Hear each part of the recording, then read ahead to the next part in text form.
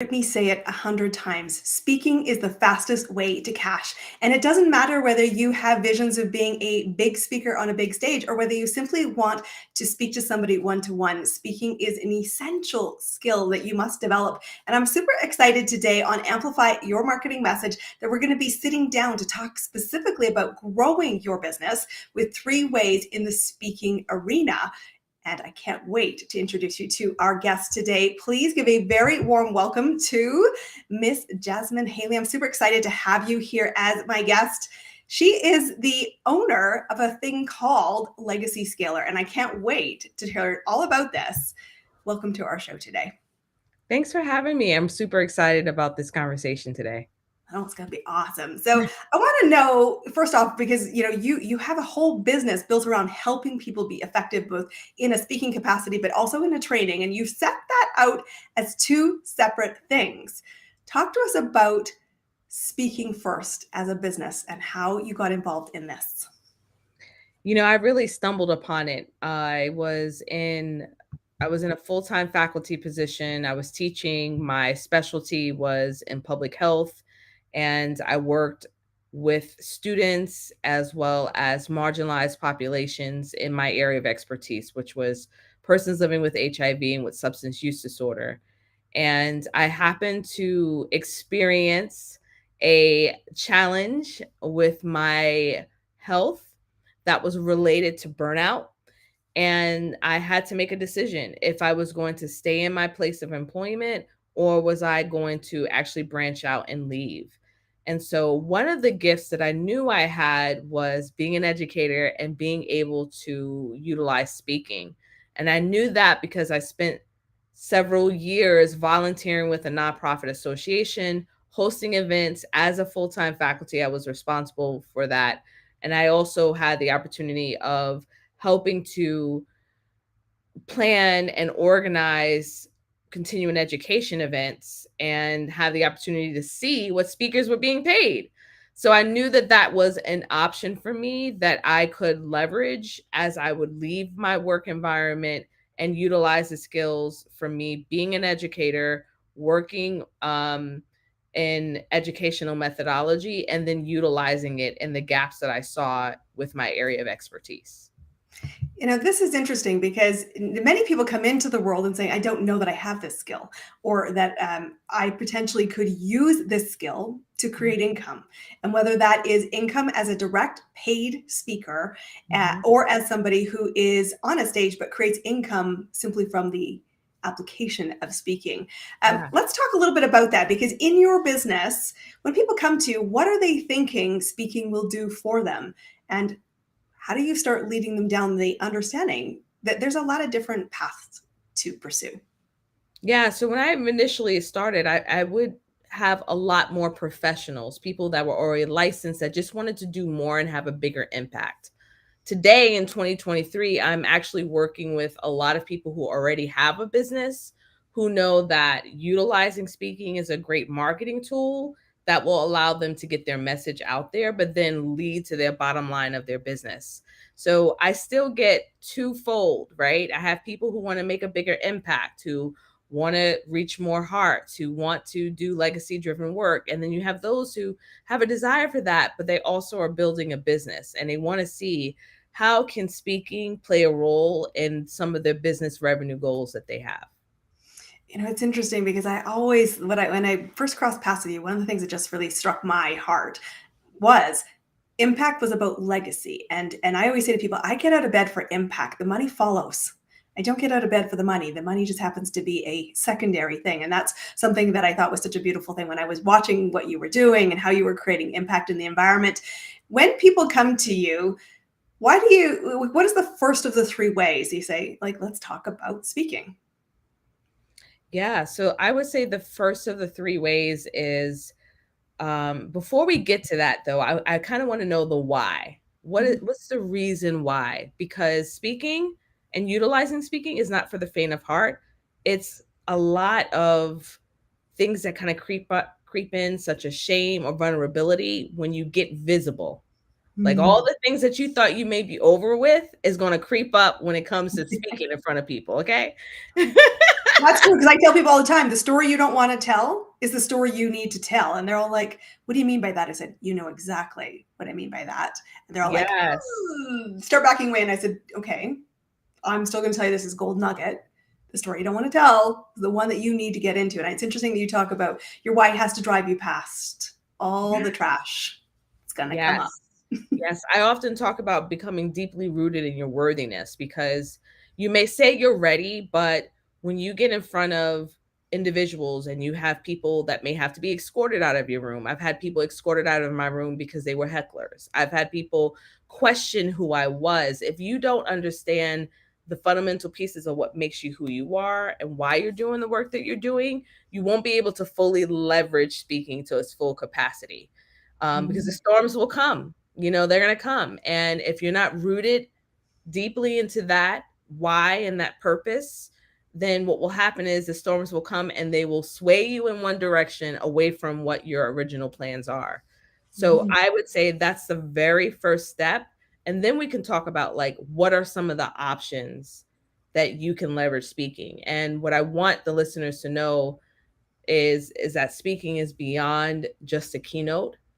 There are ways in which, when we step up on lives, on social media, on in the boardroom, that's one mechanism. So using social media, showing up in a capacity that's like in an online space is one way. And if you want me to continue with the others, I will. Yeah, we'll come back to that. So this is an interesting one, because I honestly am so grateful that you said, I had to escort people out of the room. People were hecklers, because I do think this is an interesting conversation. I think when we start thinking about speaking, we think maybe of the destination and maybe, of what it will look like when everything is together. However, we don't start together. We start usually quite discombobulated. We start with a bit of a hot mess. Maybe we're still finding our clarity. Maybe we're still finding our story. Maybe we're still learning to embody my worthiness. And the interesting thing is the earliest place people often start is, you're right, number one, which is in the social online space. And it's probably the place that has the most propensity to judgment of hecklers, because it's so easy for the audience to sit safely behind a screen and cast the stones. And I'm curious, when you talk about, the work that you do, how do you prepare somebody for, you say, the rough waters that can pull you off course? Is there anything that you guys cover in that? Because I certainly think people think it's easy. I said, it improves with time. Yeah. I think the biggest thing that comes with that is just exactly what I shared on the outset. Like, if you don't understand why you're doing the work that you're doing, and if it's not directly tied to some sort of level of impact or legacy driven work, you won't last. You just won't last. So I remember one particular topic that I had the opportunity to speak at a national event. And a friend of mine messaged me and said, "Hey, have you seen this conversation?" There was an entire thread about my particular topic at this conference that was happening on a national level. And they were totally annoyed with the topic. Okay. And I remember specifically the national organization contacting me on how to respond to some people that began to complain to them about me hosting this topic in this conference.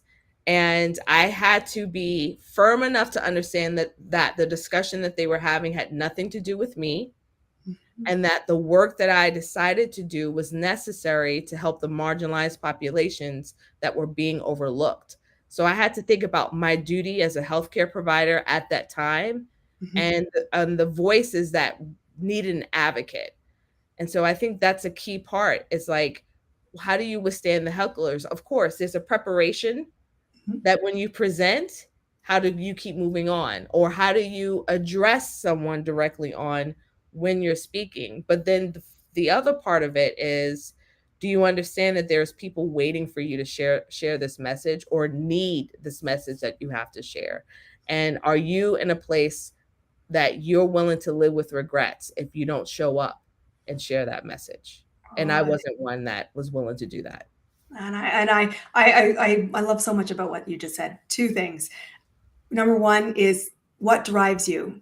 and recognize that your audience is not the whole room. You have to have the courage to show up for the people that need to hear your message. And that's where we talk about the vulnerability, the story you don't want to share. It is divisive.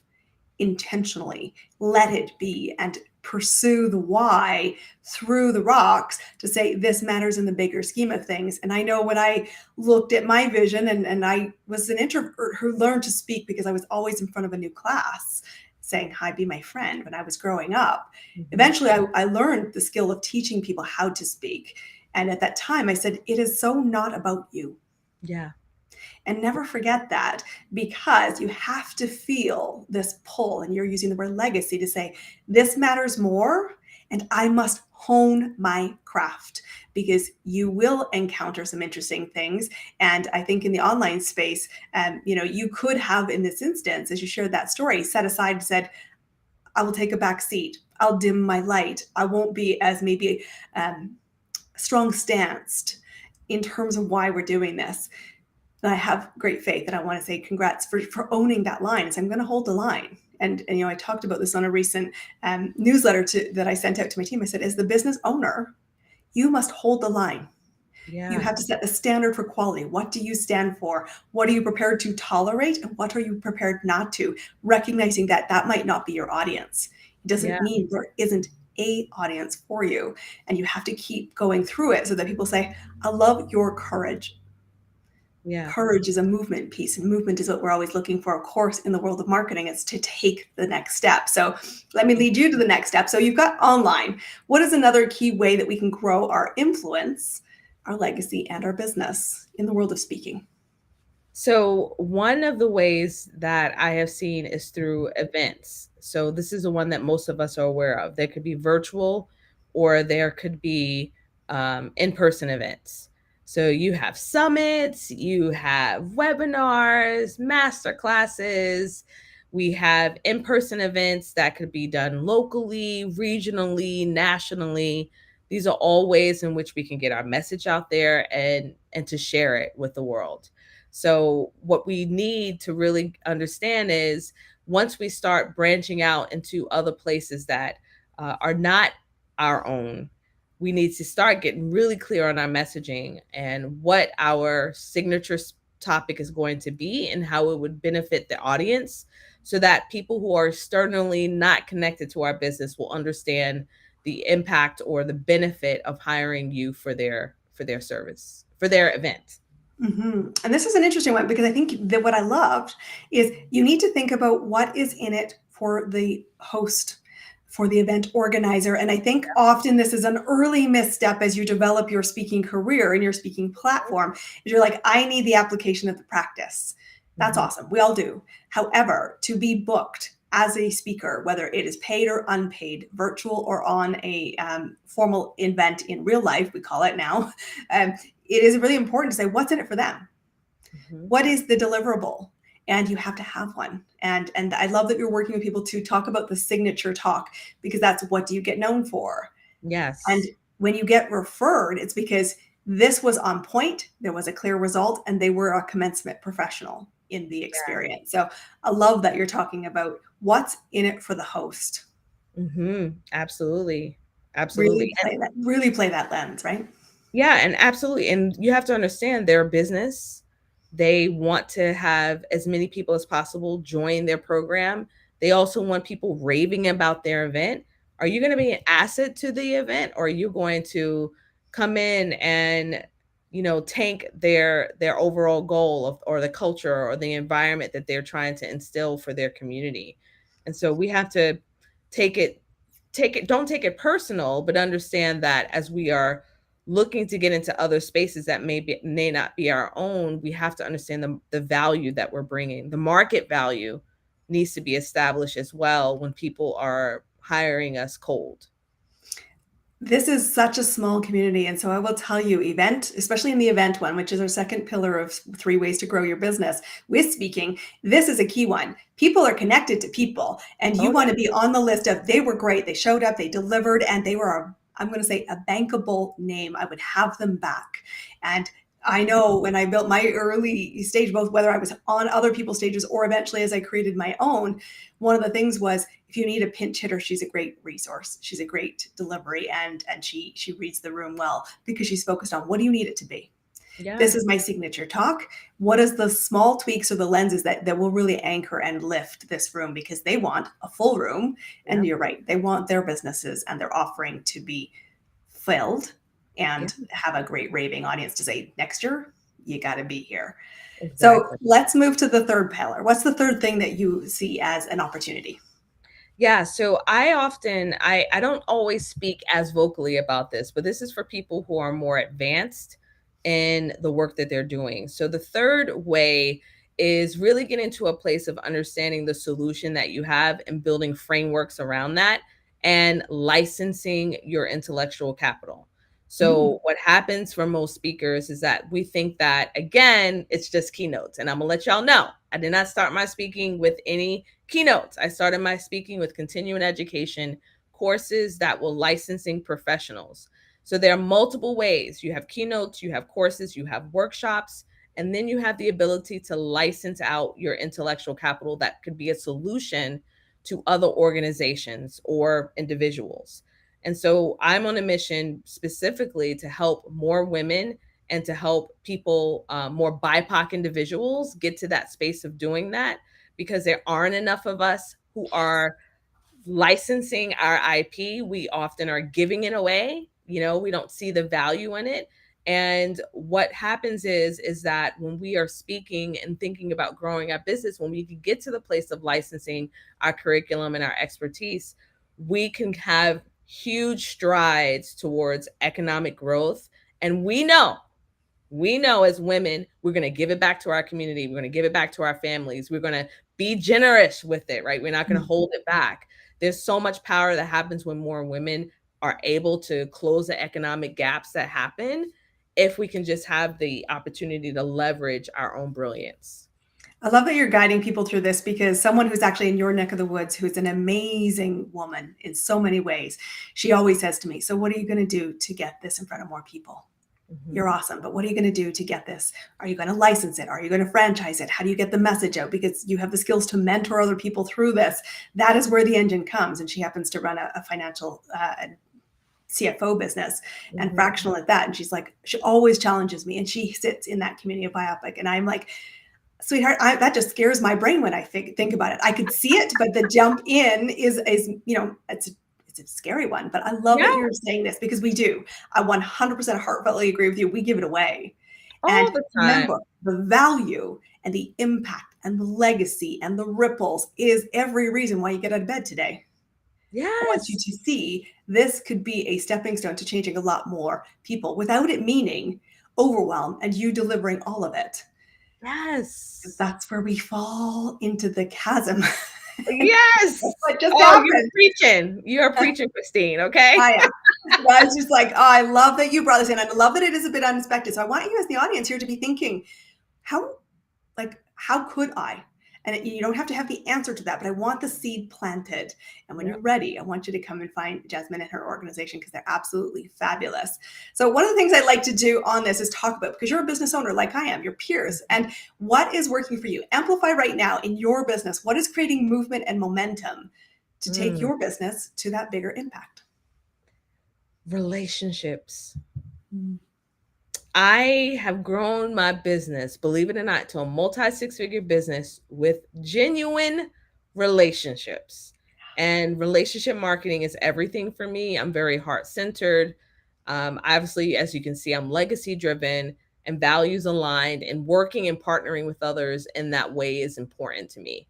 I don't know if you've ever taken a Clifton Strengths assessment, but relationship building skills is one of my top five. I have one of them, and so that's essential. So I have seen when I'm aligned with myself, when I focus in on the deep connection with the people that I work with or even other business owners, and by serving them in with excellence in whatever form or whatever shape I'm able to do, that has allowed my business to flourish because Mm. people have spoken my name in rooms that I can't be in. I can't be in every room. I'm raising children. I'm a spouse, right?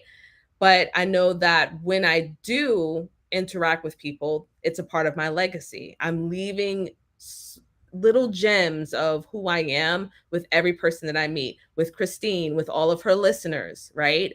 And so I don't know if at any point someone who may need my assistance can say, you know what, I remember speaking and I remember talking or listening to Jasmin. Maybe you should reach out to her. And that's exactly how I've grown my business. I love that because, as you know, I'm like, okay, people powered is where it is all at. That is why I've had such a fabulous connection with you when I crossed paths. And I'm so glad you said yes when I said, do you want to go play? I'd love to Yeah. have this conversation together. Where do people find you? How do they learn about your business and working with your team?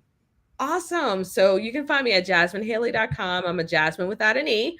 And you can find me on Instagram as well as LinkedIn. And I have a wonderful podcast called The Legacy Speaker Show with all the tools that you could need for your own speaking and training needs.